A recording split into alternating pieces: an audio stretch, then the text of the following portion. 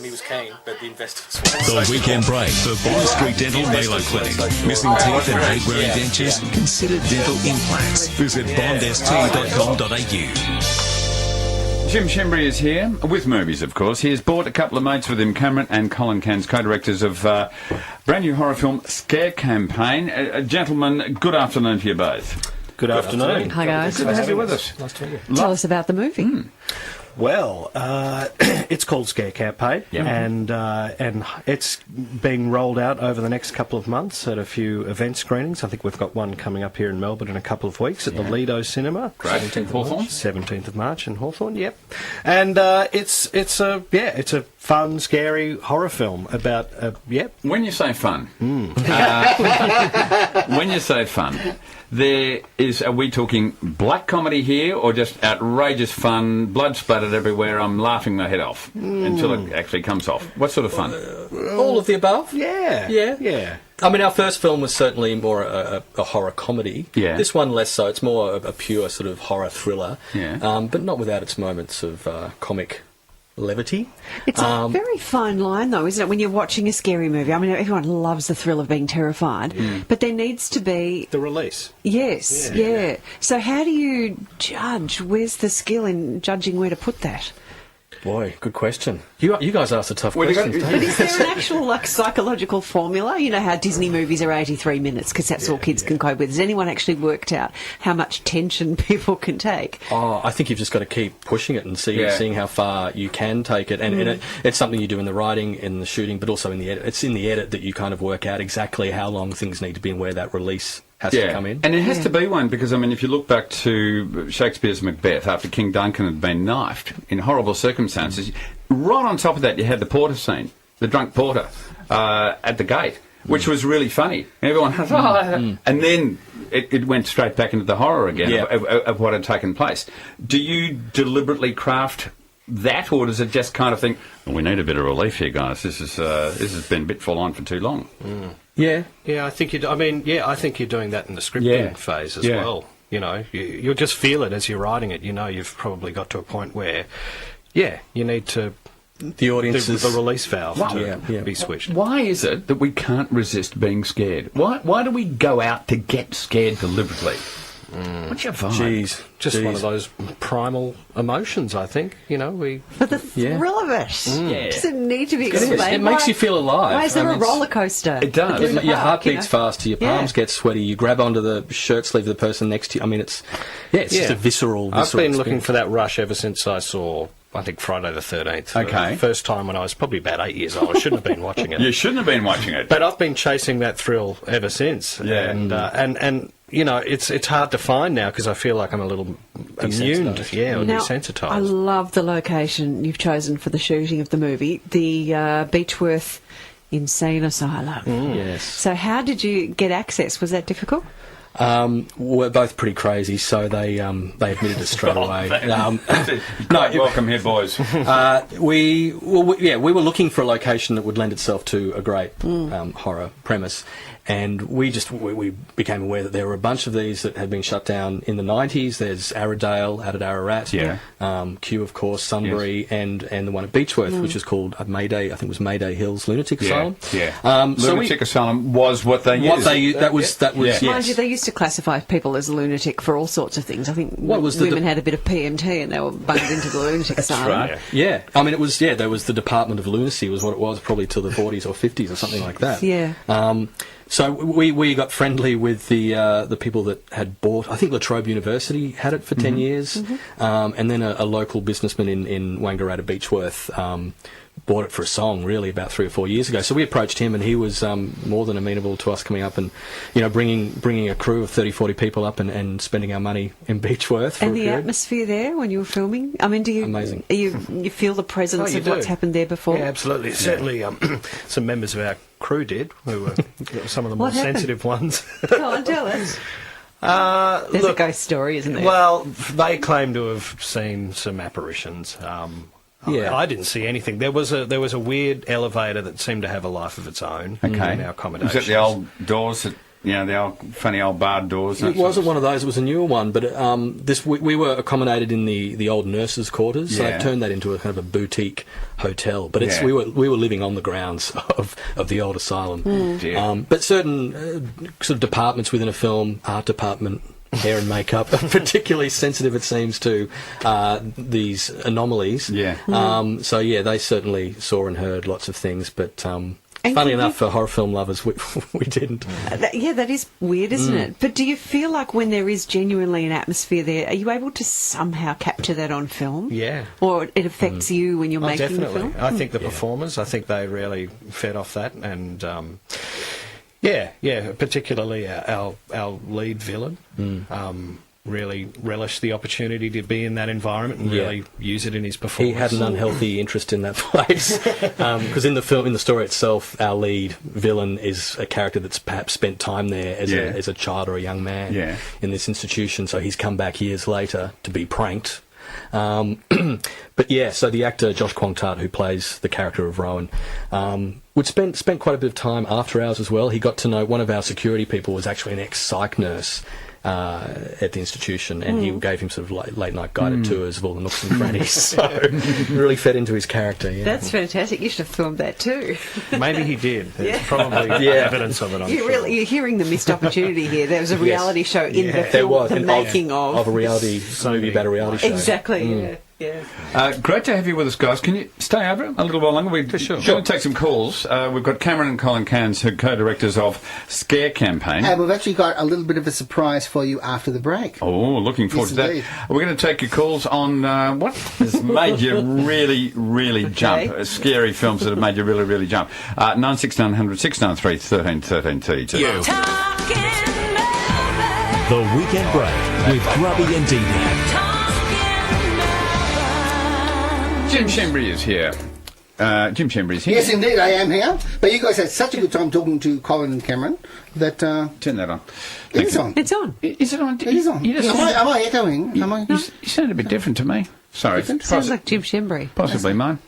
That's better. It's the levels. It's the Clothy, levels, especially. right? Cameron and, you guys were having such a good time talking to Colin and Cameron. Co-directors. But I just thought I would just basically do something that I very, very rarely do on this show. Of Scare Shut Campaign. up, and I just let you guys have the That was what was weird. play. That was really Yeah, I know. weird when Jim was quiet. Well, here he is here. Then we couldn't hear him. I never step no on idea anyone what else's it's good like. time. I'm a bit worried actually right now because during the break a box was brought in. we Don't had- think I didn't notice. There's writing on the side of the box and it says wigs, hair, fur or something like that. It's misleading. And it's covered with a black cloth. So Yes. I gather, guys, this is a prop from the film. This is, one of the hero props. Which we can reveal. Let's take some calls and then I wanna see reveal. what's in the Well, box. I just want to build the tension a little bit more. Alistair might come in and reveal. Oh. We've got Colin and Cameron Cairnes, who are directors of Scare Campaign, which opens at the Lido first of all, guys. So we'll be doing a bunch of sort of event screenings, Q&A screenings. So Cam and I will be at the Lido on the 17th, that's Yes. a Thursday, Okay. for an event screening there. Yep. We're actually going back to Beechworth to do a screening at the old asylum itself on the Fantastic. 12th, and I think that one's sold out, and there's another one on the 19th. So Wonderful. 2 Saturdays. So it'll be a series of, and we're in Albury, and we'll be doing stuff in Adelaide, and I think, so we're just basically the road show, really. Yeah, good. It's a challenge, gothic isn't road it? show. When you've made your movie, and I assume you're happy with the result. Reasonably happy, yes. Okay, reasonably. No, we're very happy. Self-critical. And then letting people know that it's there and come and see it. That's the challenging part, isn't it? It is because, with this film, we don't have the backing of a big studio or one of the big distributors, so it's a bit more... It's us and a guy called Jonathan Page, who has a distribution company, doing it ourselves. And it's a lot more fun, it's a lot more hands-on, so we get to meet the fans and talk it up and share that experience with people. So I like it. But we're certainly not doing the 300-screen thing, but there seems to be a little bit of a... prejudice against horror films in this country. They don't seem to do as well. Not theatrically. Theatrically, anyway. They That's certainly- interesting.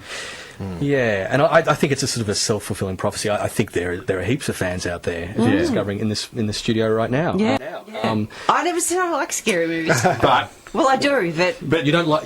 I like to be I don't scared, know. but I don't like horror. Yeah, it's sort of... Well, Yeah. pretty much every horror film that comes out from Hollywood makes a quick $3 or $4 million and then goes very quickly. Yeah. So the market's there. There's a big audience for it, but you have to let people know that the film's out. Yeah. And that's what you guys are endeavouring to do. I think there needs to be a good story too. Yes. I don't like to just go and see people getting heads This chopped is a off very- for no apparent reason. this Oh, film they get their actually heads does chopped have- off for a good reason. Okay. It's for a good reason, that's fair enough. But this is Very in strong. 999, Jim, and I was saying before, it was brutal, this movie. Yes. In that, to me, there was some really violent acts in that weren't needed.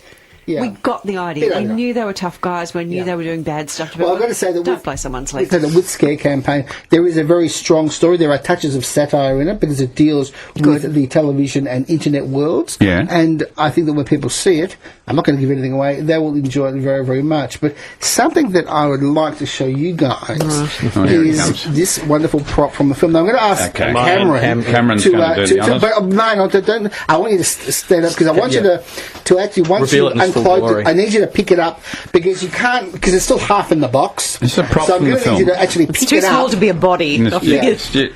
And I want you to so Okay. actually now You pick can it up actually and bring see it this to on us so that they can see what it actually is. Yeah, I see. Yeah, It is rather heavy. It's that's quite a cumbersome. Very, very interesting prop. It It's is a chainsaw. A chainsaw camera. A chainsaw cam. There's camera. blood on it. and there's gore on it, and that is hideous. So someone's going to be chainsawing somebody whilst filming it. Is it that with a vibe? Yeah, we're getting here, yeah, we're boys? going for it. I don't want to be giving away the plot, but gee, that's There's a blood all over yeah, it. there is.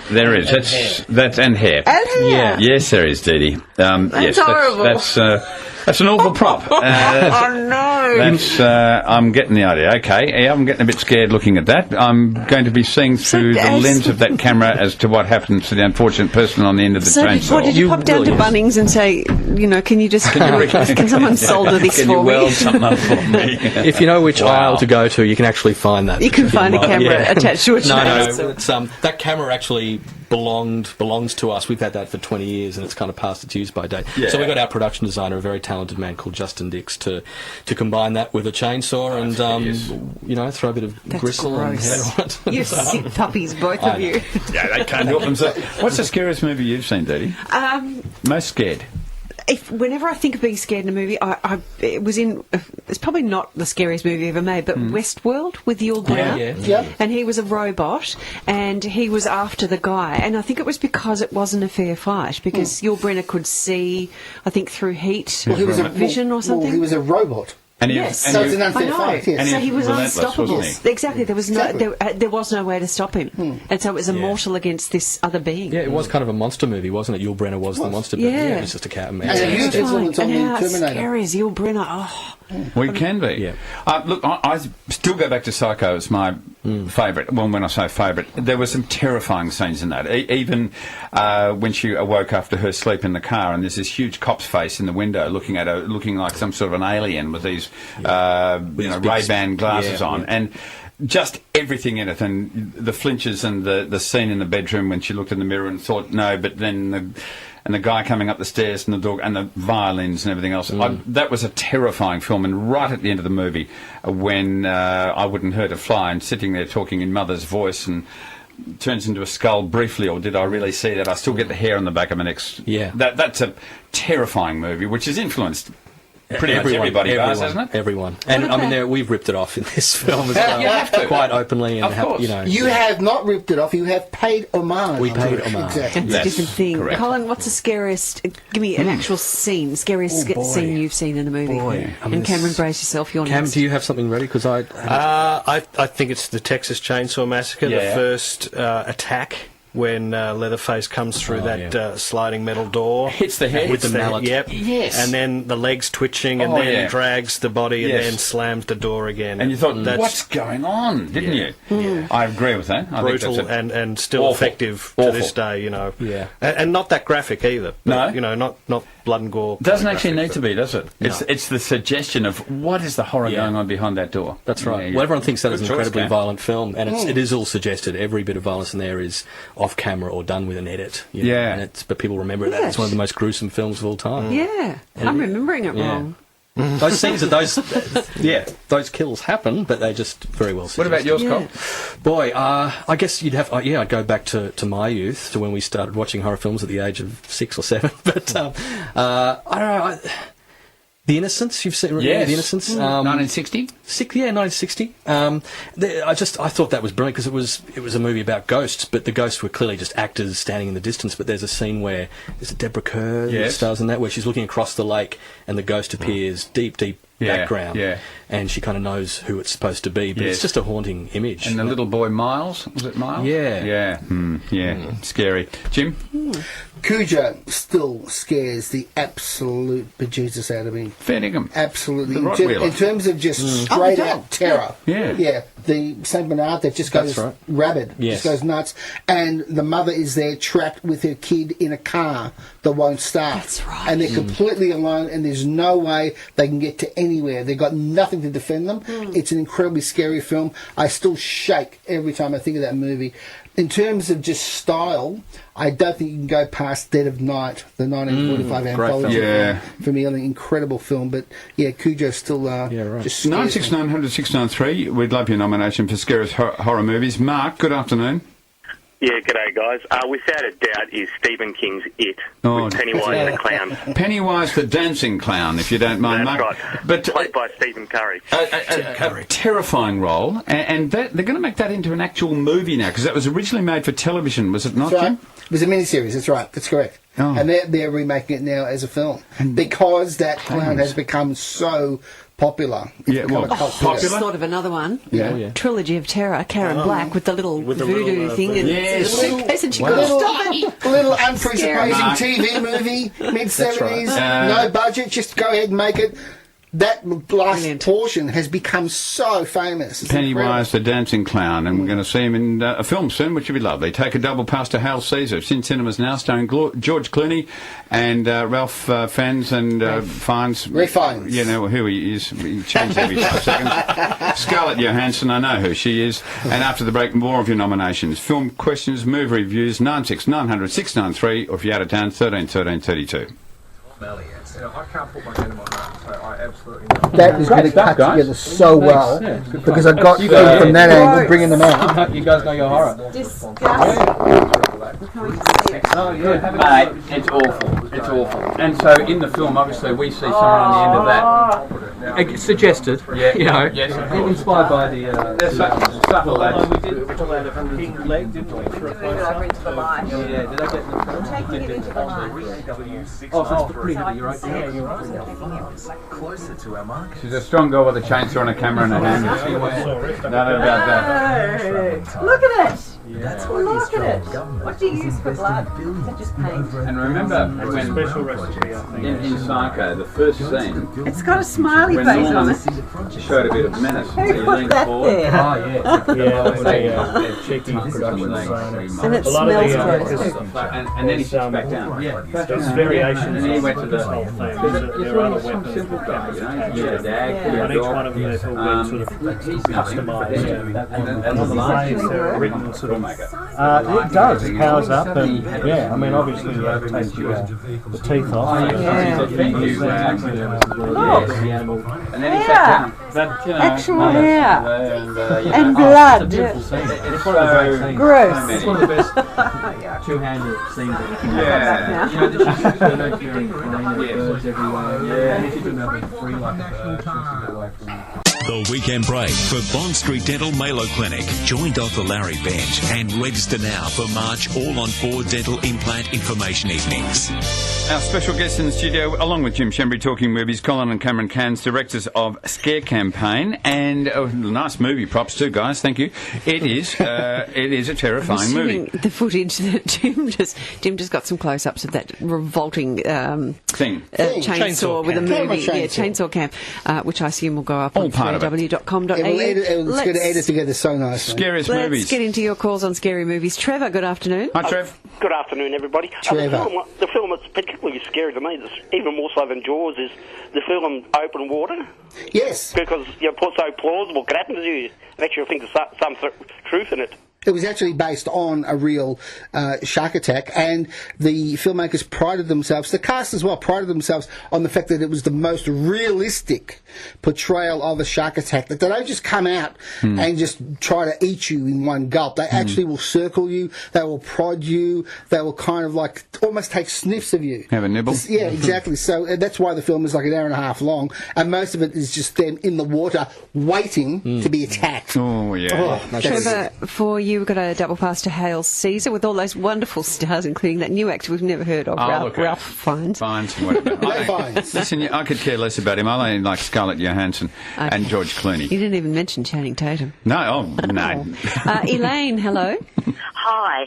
This is one of my favourite genres, and it's interesting to note that this is a female-driven genre in some ways, and I think there's something to be valued in negative emotions such as fear and terror and disgust.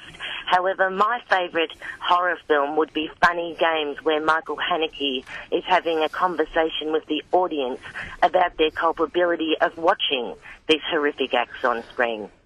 Absolutely. The point he's making is that the reason why we're making this is because you want it. Yeah. You are part of this horror. A female-driven genre. Yeah. And yet I'm sitting in here with 4 blokes, 3 of whom have confessed to being, all of you have confessed to having the living daylights scared out of you. Oh, yeah. So why, Elaine, do you think it's a female-driven genre? I think that there's a lot of popularity among the female audience, and there are quite a number of female directors of this genre, and you can even see it spreading to TV. Studies have shown, Dee Dee, that it's women who drive the popularity of these films. The audiences of these films are majority women. We're finding that even just we're in the early stages of our social media campaign. Yeah. And on Facebook we had 2 screenings on Valentine's Day, one in Sydney, one in Canberra. And it seemed, and we sort of targeted anyone who loved horror. It was an even mix of guys and girls. And it was the women who were sharing the content. And they were it seemed to be egging on their boyfriends, are you tough enough? Are you up to taking me to this? Or just sharing with their other female friends. That's interesting. So Elaine? There's that out. Great you point. would need to know what the statistics are of how many people are using social media, though. So if it's more women than men, then that would explain it. So I understand how, the first time I mentioned that a few weeks ago, how counterintuitive it sounds, but it is the case. Yeah, it's interesting. Andrew, good afternoon. Yeah, good afternoon, gang. Look, this may not be a scary movie as such, but it was a scene in the movie whereby I was off on a business trip. I was in the motel room on my own. Yeah. Probably had the bottle of Coke and a bag of chips next to me. Bad vibe. The movie Signs, and I'd never seen it. I'd never actually heard of it, and I was watching it, and that little glimpse we got of the first sighting of the alien. It was just a brief glimpse, and I physically yelled out in the motel room, get the bloody juice out of me. Sometimes that's all it takes. That was the Mel Gibson movie, wasn't it? Yeah. And was it the film, the first glimpse was a reflection off a TV screen or something? What was that? I don't have a lot of time for that movie. I still think it's one of the silliest films ever made, but it was, $700 million later, who's going to argue? Motel room with his bag of chips and his Coke. Andrew, you're off to Hail Caesar as well. Hello, Gary. The movie that scared me the most was an Australian one from a couple of years ago called The Babadook. Yeah, it's a great film, great horror film that did much better overseas than it did here. Got a very, very small release here, almost no publicity, but as sometimes happens, guys, you need the imprimatur of success in America, festival acceptance, rave reviews from the UK, from America, before locals will say, okay, maybe this film is worth watching. Yeah, it's true. Particularly in this country, it feels like we do need that validation from overseas. I think people are still getting over maybe the inherited resistance to Australian films, having gone through decades of bad ones, and now getting used to the fact that actually they can be good on a consistent basis. It's been a great 18 months, hasn't it? It has. Absolutely. It has. Yeah. Hopefully it continues, because that's the thing, it is kind of cyclical, and, we just need to be a little more consistent. That's the main thing. We're pretty hard on ourselves. I mean, the Americans make some great films, but the vast majority are not so great. That's true. And that's just the way it is. I think that's the law of averages. And the not-so-great ones make money. I mean, Jim and I have our usual Adam Sandler argument. Yes, that's true. Exactly. Well, his films, it doesn't matter what the critics say, people absolutely love them. Well, most of them. Michael Bay, another example. You look at the Transformers films, the most critically reviled movies probably ever made. $1 billion a piece. Absolutely. Who's laughing? Bernadette, good afternoon to you. Good afternoon, everyone. I've got to tell you, in the 50s, I was only a little thing then. I was born in 45, so in the 50s, my sister took me to the movies to see House of Wax with Vincent Price. Yes, indeed. I have never seen it since because it was so creepy. It frightened the living daylights. And this is an old 1950s film made in 3D. You go with the ping pong bats. Did they remake that with Paris Hilton? They did remake it with Paris Hilton. Yeah. And the scariest thing in that film was Paris Hilton's performance. Right. I mean, Thank you. People ran from the cinema screaming. Daryl, good afternoon to you. Yeah, g'day, folks. Love the show on Saturdays and Sundays. Thanks, mate. Look, I'm a massive fan of the horror films of the early 30s, Universal horror films, but probably one of my favourites I saw when I was a kid, and that was 30-odd years ago, was a movie called Night of the Hunter, which stars Robert Mitchum, and not so much a horror movie, more a suspense movie, and it's very, very scary in parts. He does a great villain, Robert Mitchum. A very stylised film. You know, it is one of the classics, absolutely. It's actually one of Spike Lee's favourite films. Daryl, one of my favourite films. Call. Is it? Yeah. Absolutely. Daryl, for you, another pass to Hail Caesar in cinemas now, starring Channing Tatum, George Clooney, Scarlett Johansson, some chick. And it's a good film, Hail Caesar, by the way. It's a good movie. Oh, apparently. It's a good Coen Brothers film. It hasn't been a hit in America, but it's funny. He can act a bit too. Colin Cameron Cairnes, directors of Scare Campaign, opening on the 17th at the Lido in Hawthorn, amongst others, are our special guests, and more of your calls next on The Weekend Break. This is The Weekend Break with Grubby and Dee Dee. Jim Schembri is here talking movies along with Cameron and Colin Cairnes, who've co-directors of the great new movie called Scare Campaign. We're taking your calls on Scariest Movie. Good afternoon, Jonathan. Oh, good afternoon, Dee Dee. It's Jonathan, the Doona Suit Man. The what man? The Doona Suit Man. You might remember me. Ah, yes, Doona Suit Man. Long story. Yes, thank you. Long story. Mine is Wolf Creek. Absolutely. Australian classic. Classic, guys? Yeah, absolutely. One but not two? One before two. Okay. Yeah. Choose more of the comedy. Yeah, thanks, Jonathan. Jan? Not so much visual horror as menacing fear. The Wicker Man with Edward Woodward. Ooh, chills. Yeah. Christopher Lee, absolutely brilliant in that film. Good nomination. The music, a musical horror film. Yes, exactly. One of my favourites. Yeah. And shot in daylight too. A horror film in daylight, very rare. Theo? Yes. Hi, how are you? Good, thank you. What movie scared you? Yeah, my movie that scares me stars Linda Blair and Max van Sydow, It's called The Omen. It's called The Exorcist. Oh, The Exorcist, sorry. Yeah, that's right. I had the wrong one. It's Exorcist. That's okay, pal. Yeah. The Omen was scary too, but The Exorcist, one of the great classics of all time. We've had a few nominations for The Exorcist. I'm sorry, we can't fit any more calls in. Sorry, Colin. The Fly, great film. Chris, Night of the Living Dead. Again, another seminal classic. One of the films that helped shape the genre. Thank you, Colin. Thank you, Cameron. Thank you Thanks, for guys. bringing your scary prop in, and good luck with the movie. And it's good to see Australian movies. We should be supporting them. Absolutely. Scare Campaign. And this is a good one. Look out for it. Jim Schembri, we thank you. The horror continues because we are now playing Dead or Alive here. If you want to play along, there's some great prizes for you. 96900 693 1313 32. Thanks, Cole. Thanks, Cameron.